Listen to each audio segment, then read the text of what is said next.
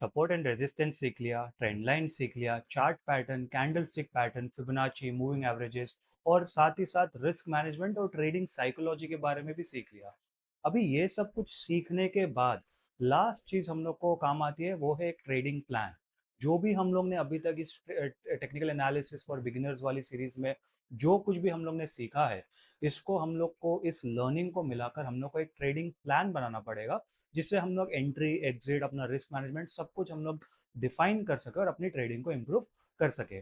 तो चलिए गाइस, बिना कोई देरी के वीडियो शुरू करते हैं। वीडियो में आगे बढ़ने से पहले मैं बता दूं, मेरा नाम है प्रशांत, आप देख रहे हैं इमर्जिंग बुल्स। और ये टेक्निकल एनालिसिस फॉर बिगिनर्स का ये लास्ट वीडियो है, ये सीरीज मैंने बनाया था। अगर आपने ये सीरीज नहीं देखे तो ऊपर आपको आई कार्ड में मिल जाएगा, या तो फिर आप चैनल पर जाके प्लेलिस्ट में जाके सीरीज देख सकते हो। अभी इस वीडियो में हम लोग डिस्कस करेंगे ट्रेडिंग प्लान के बारे में। ट्रेडिंग प्लान कैसे बनाते हैं, क्यों इंपॉर्टेंट है ट्रेडिंग प्लान बनाना, और साथ ही साथ मैं आपको एक सैंपल ट्रेडिंग प्लान भी बनाकर बता दूंगा इस वीडियो में। तो चलिए बिना कोई देरी के सीधा स्क्रीन की तरफ। तो सबसे पहले हम लोग समझते हैं कि ट्रेडिंग प्लान जरूरी क्यों है। देखो, अगर हम लोग ट्रेडिंग करेंगे बिना कोई प्लान के, ठीक है, तो इससे हम लोग का क्या हो जाएगा, या तो हम लोग इमोशनल ट्रेडिंग करेंगे कि भाई यहाँ से मार्केट मुझे ऊपर जाता हुआ दिख रहा है, मैं यहाँ पर ट्रेड ले लूँ या नहीं ले लूँ, या मेरे पिछले 4 ट्रेड मेरे लॉस हुए थे तो यहाँ पर मैं एक ट्रेड ले लेता हूँ, शायद मुझे प्रॉफिट हो जाएगा। तो वैसे डिसीजन हम लोग ले सकते हैं। और साथ ही साथ इनकंसिस्टेंट डिसीजन लेंगे, क्योंकि मान लो जैसे आपने कभी एक ट्रेड प्लान करा जहाँ पर ब्रेकआउट हो रहा है, दूसरी बार आपने कोई ट्रेड प्लान करा जहाँ पर ब्रेकडाउन हो रहा है, तीसरी बार आपने कोई ट्रेड प्लान करा जहाँ पर कुछ पैटर्न बना है, कुछ भी आप रैंडम डिसीजंस ले रहे हो, जिसकी वजह से आपको रिजल्ट्स भी इतने ज़्यादा अच्छे नहीं मिल रहे हैं, और आपको पता भी नहीं कि आप गलती कहाँ कर रहे हो। तो इसके लिए अगर आपका प्लान रहेगा तो आपको पता है कि एक्स वाई जी चीज़ें होगी तभी मैं ट्रेड में एंट्री या एग्जिट लूंगा। वो एक चीज़ हो जाती है। दूसरी चीज़ क्या हो जाती है कि अगर आपका प्लान रहेगा ना, तो आपको एक स्ट्रक्चर देता है, एक डिसिप्लिन देता है, एक रिपीटेबिलिटी देता है।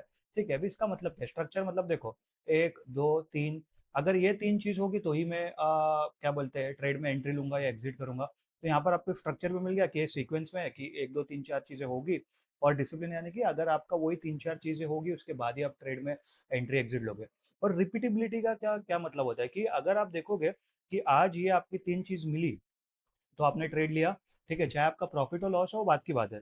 2 दिन बाद अगर आप देखते हो वापस वही सेम चीज आपको दूसरे स्टॉक में या दूसरे इंडेक्स में मिली, तो आप वो सेम चीज उधर फॉलो कर सकते हो, उतना ही रिस्क मैनेजमेंट उस तरीके से आप वैसे फॉलो करके आप ट्रेड कर सकते हो। तो इसके लिए आपको ट्रेडिंग प्लान होना काफी ज्यादा जरूरी है। ठीक है, अभी मैं आपको एक बताता हूँ कि ट्रेडिंग प्लान में क्या क्या चीजें इंपॉर्टेंट होनी चाहिए। Components of a trading plan, देखो सबसे पहले तो आपको मार्केट सिलेक्शन होना चाहिए। मार्केट सिलेक्शन का क्या मतलब है, देखो पहले तो आपको देखना चाहिए कि आप स्टॉक्स में ट्रेड करोगे, कि इंडेक्स में ट्रेड करोगे, कि फॉरेक्स में करोगे, कि क्रिप्टो में करोगे।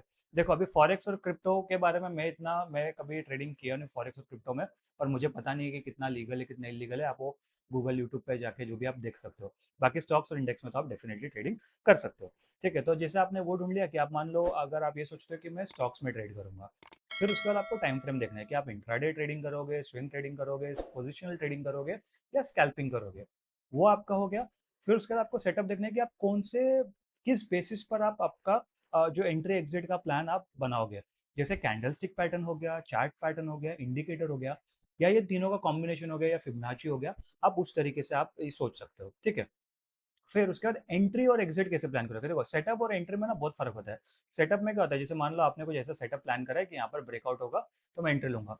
तो जैसे इस ब्रेकआउट के पास आया है, ठीक है, चार्ट मतलब क्या बोलते हैं आपका जो स्टॉक है उस इस ब्रेकआउट के पास आया है, तो उसके बाद यहाँ पर अगर क्या बोलते हैं आपका कैंडल स्टिक पैटर्न बन रहा है, वो आपको कंफर्मेशन दे रहा है कि यहाँ से ये स्टॉक ऊपर जा सकता है, बट आपकी एंट्री जरूरी नहीं है कि उसी ब्रेकआउट एग्जैक्ट ब्रेकआउट पॉइंट पर होगी। वो शायद आपके रिवर्सल पे भी हो सकती है, वो शायद आप वॉल्यूम देखोगे तभी हो सकती है, क्योंकि हर एक ब्रेकआउट कंफर्म ब्रेकआउट नहीं होता, उसके साथ आपको वॉल्यूम, आरएसआई, वो दुनिया भर की और चीज़ें भी देखनी होती है।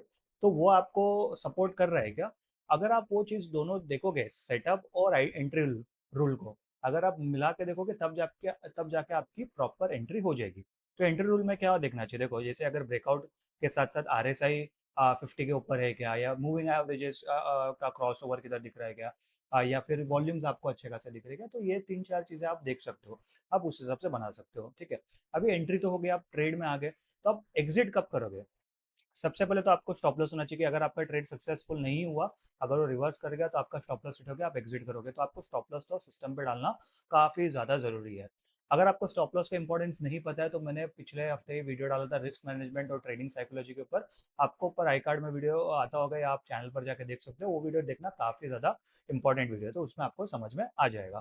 फिर प्रॉफिट टारगेट्स आप कैसे कर सकते हो, कोई भी आप फिबोनाची एक्सटेंशंस के बारे में, अगर आपको फिबोनाची एक्सटेंशन यूज करने नहीं आता है तो मुझे कमेंट करके बता देना, मैं उसके ऊपर वीडियो लेके आ जाऊंगा। By the way Fibonacci retracement के ऊपर मैंने एक वीडियो ऑलरेडी बनाया है, आप वो वीडियो भी जाके देख सकते हो। तो या तो आप फिबोनाची एक्सटेंशन के हिसाब से देख सकते हो, या तो आप 1:3 1:4 जैसा आप पकड़ सकते हो कि अगर आपका स्टॉप लॉस ₹2 पे है तो आपका मिनिमम आप 8 पॉइंट कैप्चर करो तो आपका 1:4 का ट्रेड बन जाएगा। तो वैसे भी आप कर सकते हो, या फिर ऊपर के अगर मान लो जैसे आपने ब्रेकआउट पे यहाँ पर ट्रेड लिया है, ठीक है, और उसके ऊपर एक और एक रेजिस्टेंस लेवल, तो आप इस रेजिस्टेंस लेवल के आसपास का एक टारगेट बना सकते हो। तो वैसे आप सोच सकते हो कि आपको टारगेट और एग्जिट रूल कैसे डिफाइन करना है। रिस्क मैनेजमेंट क्या हो जाता है, जहाँ पर आपको ये देखना है कि आप एक ट्रेड में आपका जो भी कैपिटल है उसके हिसाब से आप कितनी ज़्यादा पोजीशन साइज ले सकते हो और आपको मैक्सिमम लॉस कितना होगा उस पर्टिकुलर ट्रेड में। इससे आपका रिस्क मैनेजमेंट आपको हेल्प करेगा। और सबसे लास्ट चीज़ होती है साइकोलॉजी। अभी साइकोलॉजी में दो चीज़ आ जाती है, एक जर्नलिंग द ट्रेड, ठीक है, जर्नलिंग का सिंपल मतलब है कि आपने जो जो उस दिन में करा उस ट्रेड लेते वक्त, कि आपने आपके रूल्स फॉलो करे, क्या आपको डर लग रहा था, आप ग्रीडी हो रहे थे, आपके जो भी इमोशंस फील हो रहे थे आपके ट्रेड के दौरान, ट्रेड के बाद, ट्रेड के पहले, वो सब कुछ आपको यहाँ पर नोट डाउन करना है। देखो ये एक ऐसी चीज़ है ना जो बहुत ही कम ट्रेडर, मतलब मैं बोलूँगा 0.1% ट्रेडर लोग करते हैं, बट जो लोग भी ये करते हैं ना वो लोग को काफ़ी ज़्यादा हेल्प होता है। अगर आपका कोई दोस्त है जो जर्नल करता है, आप उसको जाके पूछना, उसको पता होगा कि उसका कैसा ट्रेडिंग है, और डेफिनेटली उसका ट्रेडिंग आपसे ज़्यादा बेटर होगा। और अगर आप खुद जर्नल करते हो, ट्रेडिंग जर्नल आपकी जो ट्रेड है वो जर्नल करते हो, तो आप कमेंट करके ज़रूर बताना, तो हमारे दूसरे व्यूअर्स को भी हेल्प होगा कि आपको कितना ज़्यादा जर्नलिंग हेल्प करता है, ठीक है। और दूसरा आपका साइकोलॉजी आता है स्टिकिंग टू द रूल्स, ठीक है, जिसका सिंपल सा मतलब है, जैसे मैंने पहले बताया था कि वो 1 2 3 पॉइंट में अगर आपका ये दिख रहा है कि 1 2 3 पॉइंट के बाद ही आप एंट्री एग्जिट करोगे, तो आप उस रूल को फॉलो कर रहे हो या नहीं कर रहे हो, वो सिंपल सिंपल आपको ट्रेडिंग प्लान आपको बताता है, ठीक है। तो ये हो गया एक आपका एक ट्रेडिंग प्लान में क्या क्या चीज़ें होनी चाहिए। अभी मैं आपको यहाँ पर एक सैम्पल ट्रेडिंग प्लान बताता हूँ, ठीक है। अभी देखो यहाँ पर जैसे मेरा सैंपल में क्या है, निफ्टी 50 स्टॉक्स, अभी निफ्टी 50 स्टॉक्स में जो पूरे निफ्टी के अंदर जो 50 स्टॉक्स आते हैं ना वो सारे आ गए इसके अंदर, ठीक है। लेकिन उसके अंदर मैं क्या करूंगा, मेरा जो टाइम फ्रेम रहेगा वो स्विंग ट्रेडिंग का टाइम फ्रेम रहेगा, यानी कि मैं डेली चार्ट देखूंगा, ठीक है।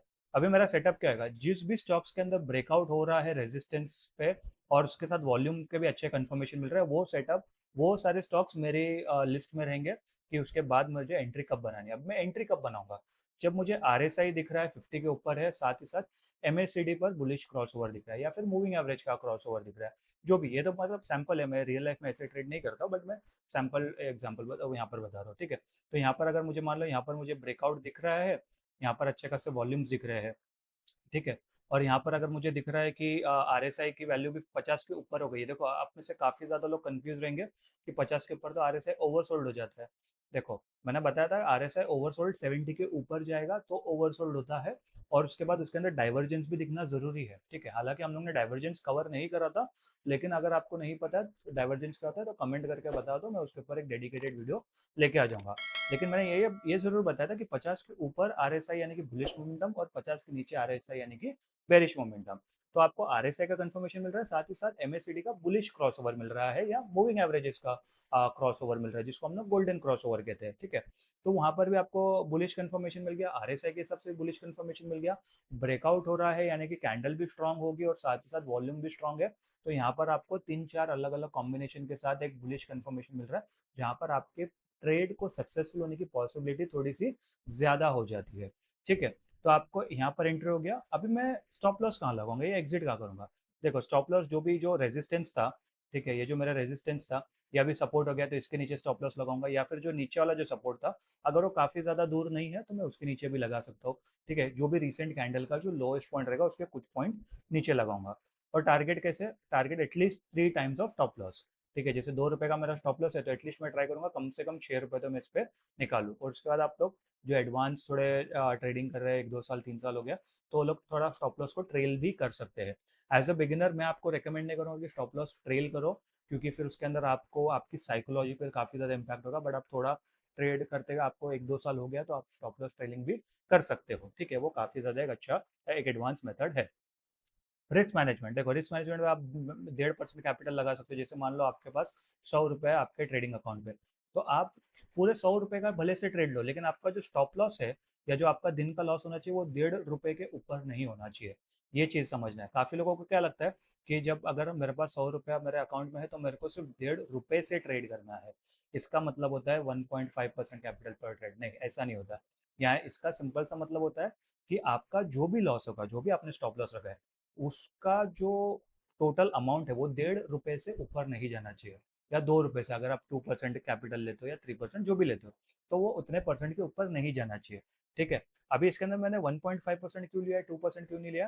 क्योंकि अगर आप जो मैंने रिस्क मैनेजमेंट वाला जो वीडियो मैंने बनाया था उसके अंदर मैंने बताया था कि अगर आप 2% कैपिटल का अगर आप स्टॉप लॉस लगाओगे, वो स्टॉप लॉस होने के बाद फिर आपको अलग दुनिया भर के चार्जेस लगेंगे, S T T charges, brokerage fee है, वो सब कुछ लगेगा। तो उसके बाद आपका वो 2.5 हो जाएगा। तो इसके लिए मैंने 1.5% रखा है, फिर बाकी जो ऊपर का 0.5% रहेगा वो मेरा सब बाकी सब चार्जेस में वहाँ पर थोड़ा बहुत कवर हो जाएगा, तो मेरा 2% के नीचे ही रहेगा। ठीक है। तो उस हिसाब से मैंने यहाँ पर इस स्टॉप लॉस को वैसे रखा है। बाकी अब अपने हिसाब से आपके रिस्क एपेटाइट के हिसाब से आप आपका जो भी है ट्रेडिंग प्लान उसको आप चेंज कर सकते हो या मॉडिफाई कर सकते हो। ठीक है। और साइकोलॉजी, जैसे कि मैंने कहा, आपके हर एक ट्रेड को जर्नलिंग कीजिए, उसको जर्नल करोगे तो आप 1 महीने बाद आपके 20 ट्रेड अगर आपने लिए, तो आप देख सकते हो कि आपके कौन से तरीके सही चल रहे हैं, कौन से तरीके सही नहीं चल रहे, कि आपको ट्रेडिंग प्लान में कुछ इम्प्रूव करना है, कुछ इम्प्रूव नहीं करना है। वो चीज़ें आपको यहाँ पर समझनी चाहिए, क्योंकि देखो ट्रेडिंग प्लान है ना, हमेशा एक ट्रेडिंग प्लान से आप जिंदगी भर ट्रेड नहीं कर सकते। आपको चेंज करना होगा कि मार्केट इवॉल्व होता है, नए नए पार्टिसिपेंट्स आते हैं, नई टेक्नोलॉजी आती है, नए स्टॉक्स आते हैं, नई न्यूज़ आती है, किधर कुछ वॉर ब्रेक हो गया, किधर कुछ पॉलिटिक्स चेंज हो गया, बहुत सारी चीज़ें होती है। तो उसके हिसाब आपको आपका ट्रेडिंग प्लान भी चेंज करना होता है। तो ये चीज़ों का भी हम लोग को यहाँ पर ध्यान देना चाहिए। अभी आखिरी चीज़ देखते हैं यहाँ पर, limitations of a trading plan. देखो मैं हमेशा बताता हूँ कि हर एक चीज़ मार्केट में श्योर शॉट नहीं होती है। मार्केट में आपको ये नहीं होगा कि 100% गारंटेड प्रॉफिट मिलेगा, ये कभी नहीं होगा। ठीक है। वो चाहे आप किसी भी बड़े ट्रेडर को भी देख लो, उसने भी कहीं ना कहीं 50 लॉस करे रहेंगे तब जाके उसको प्रॉफिट मिला होगा। ठीक है। तो इसके अंदर देखो लिमिटेशंस क्या है कि आपको गारंटेड प्रॉफिट नहीं मिलेगा। जैसे कि मैंने कहा कि 100% गारंटी कुछ नहीं होता है। आपका ट्रेडिंग प्लान में भी ऐसा हो सकता है, मान लो आपने 10 ट्रेड लिए, जिसमें से आपके 6 प्रॉफिटेबल हो गए और 4 आपके लॉस हो गए, और यही चीज की वजह से इसको हम लोग विन रेशो कहते हैं बाय द वे। इसी चीज़ के जैसे हम लोग का जो ये होता है रिस्क टू रिवॉर्ड रेशो 1:3 1:4 होना चाहिए। क्योंकि बताता देखो, अगर आप 2 रुपये का स्टॉप लॉस लेते हो, ये 4 ट्रेड में आपका लॉस कितना हो गया, 8 रुपये का, और 6 रुपये का प्रॉफिट लेते हो, तो ये 6 ट्रेड में आपका जो प्रॉफिट लेंगे, तो 6 × 6 कितना हो गया, 36। तो ये 36 में से अगर 8 रुपये भी आप लॉस करोगे तो भी आपको 28 रुपीज़ का फायदा हो रहा है। ठीक है। वहीं पर अगर आप मान लो 2 रुपये का ही लॉस लेते हो और 2 रुपये का ही प्रॉफिट लेते हो, तो आपको 4 ट्रेड में आपका 8 रुपये का नुकसान हो गया, और 6 ट्रेड में आपको 12 रुपये का प्रॉफिट हो गया। अभी ये 12 में से 8 अगर आप माइनस करोगे तो आपको सिर्फ 4 रुपये का प्रॉफिट हो रहा है आपके टोटल कैपिटल पे। सोचो 1:3 में आपको 28 रुपीज़ का प्रॉफिट होता है, यहाँ पर आपको सिर्फ 4 रुपये का प्रॉफिट होता है। तो कितना ज़्यादा डिफरेंस आ जाता है। तो इसके लिए आप जितना अच्छा रिस्क रिवॉर्ड रेशो मेंटेन करोगे, उतना अच्छा आपका प्रॉफिट मेंटेन रहेगा। ठीक है। और जैसे कि मैंने अभी थोड़ी देर पहले कहा कि needs regular update as market evolves, क्योंकि मार्केट में नए नए पार्टिसिपेंट आते हैं, अभी एआई आ गए, नए नए टेक्नोलॉजीज आ गई, कुछ नया, और मार्केट में किधर कुछ और इन फ्यूचर में कुछ भी चेंज हो सकता है। तो उसके वजह से हम लोग को हमेशा अपना जो ट्रेडिंग प्लान है, मेरे हिसाब से एटलीस्ट आपको हर 3 से 6 महीने में एक बार आपको आपका प्लान देख के चेंज करना चाहिए। अगर 3 से 6 महीना अगर आपको लगता है बहुत ज़्यादा टाइम है, जिधर भी आपको लगता है कि आपके 10 से 15 ट्रेड कंसेक्यूटिव लॉस हुए हैं, तो वो उसके बाद फिर आपको देखना चाहिए कि भाई वो 10-15 दिन में ट्रेड ना करूँ, और मैं अपना ट्रेडिंग प्लान इंप्रूव करो, देखो कि यहाँ पर क्या इंप्रूवमेंट आ सकता है। लेकिन ये इंप्रूवमेंट देखने के लिए आपको आप जर्नल करोगे तभी आपको समझ में आएगा। अगर आप सिर्फ रैंडमली ट्रेड करोगे तो ये बिल्कुल भी समझ में नहीं आएगा। सबसे पहले तो आपको ट्रेडिंग प्लान एक आपके व्हाट्सएप पे या फ़ोन पे या पीडीएफ जो भी जिस पे भी आप लिख के रखो, उसको आप देखो, नोटबुक में लिख के रखो, और फिर उसके बाद आप फ़ोन में भले से जर्नलिंग कर लो, बट उसको नोट डाउन करो, एज सिंपल एज दैट। फिर उसके बाद आप जो जर्नल है वो देखो, उसके बाद आपको समझ में आएगा कि यहाँ पर कौन सी चीज़ें सही जा रही है, कौन सी चीज़ें गलत जा रही है। ठीक है। उसके बाद आप इम्प्रूव कर सकते हो। अगर आपको पता ही नहीं है कि क्या चीज़ें गलत जा रही है, तो आप उसको इम्प्रूव नहीं कर सकते हो। ठीक है। और फिर उसके बाद लास्ट चीज़ आती है, discipline is the hardest part. क्योंकि देखो ट्रेडिंग प्लान तो आप वो हर कोई बना लेगा, ठीक है, ट्रेडिंग प्लान पे हर कोई स्टिक कर लेगा, लेकिन पंगा क्या आ जाता है कि उस ट्रेडिंग प्लान को फॉलो करना बहुत लोगों के लिए मुश्किल होता है, स्पेशली अगर आप एक न्यू ट्रेडर हो तो। न्यू ट्रेडर क्या करेगा, 1 दिन, 2 दिन, 3 दिन फॉलो करेगा, चौथे दिन बोलेगा छोड़, मैं टिप्स एंड ट्रिक्स ले लेता हूँ। बट वो क्या हो जाता है, वो आपका सिर्फ एक शॉर्ट टर्म प्रॉफिट भले से आपको मिल जाए, शायद आप 1 महीना 2 महीना शायद उससे प्रॉफिटेबल भी हो जाओ, शायद आपका अकाउंट डबल भी कर लो, लेकिन आपको लॉन्ग रन में आपको लॉस होएगा, आप कभी भी इंडिपेंडेंट ट्रेडर नहीं बन पाओगे। ये चीज़ का आपको ध्यान रखना चाहिए। जब तक आप खुद से ट्रेडिंग नहीं करोगे, खुद से मार्केट को नहीं समझोगे, तब तक आप इंडिपेंडेंटली ट्रेडिंग बिल्कुल भी नहीं कर सकते हो। इस बात का आपको ध्यान रखना चाहिए। तो आई होप गाइस आपको ये वीडियो पसंद आया होगा, और आपको साथ ही साथ ये सीरीज भी पसंद आई होगी। अगर आपने पूरी सीरीज फॉलो नहीं करी है तो प्लीज़ ये सीरीज फॉलो करना। ये स्पेशली मैंने बिगिनर्स के लिए बनाया है, टेक्निकल एनालिसिस और बिगिनर्स के हिसाब से। अभी आने वाले टाइम में मैं सोच रहा हूँ या तो म्यूचुअल फंड्स के ऊपर सीरीज बनाऊँ, या तो फिर इन्वेस्टिंग के ऊपर सीरीज बनाऊँ, फंडामेंटल एनालिसिस बेसिकली। अगर आपको लगता है कि मुझे किसी और चीज़ के ऊपर सीरीज बनानी चाहिए तो आप वो कमेंट करके बता देना। और म्यूचुअल फंड या फंडामेंटल एनालिसिस में दोनों में से किसके ऊपर सीरीज बनाओ, वो भी आप कमेंट करके जरूर बता देना। आई होप गाइज आप लोगों को वीडियो पसंद आया होगा। वीडियो अगर पसंद आया होगा तो वीडियो को लाइक कर देना, चैनल को सब्सक्राइब कर देना, नोटिफिकेशन घंटी जरूर दबा देना। मैं मिलता हूँ आपसे अगले वीडियो में, तब तक के लिए गुड बाय।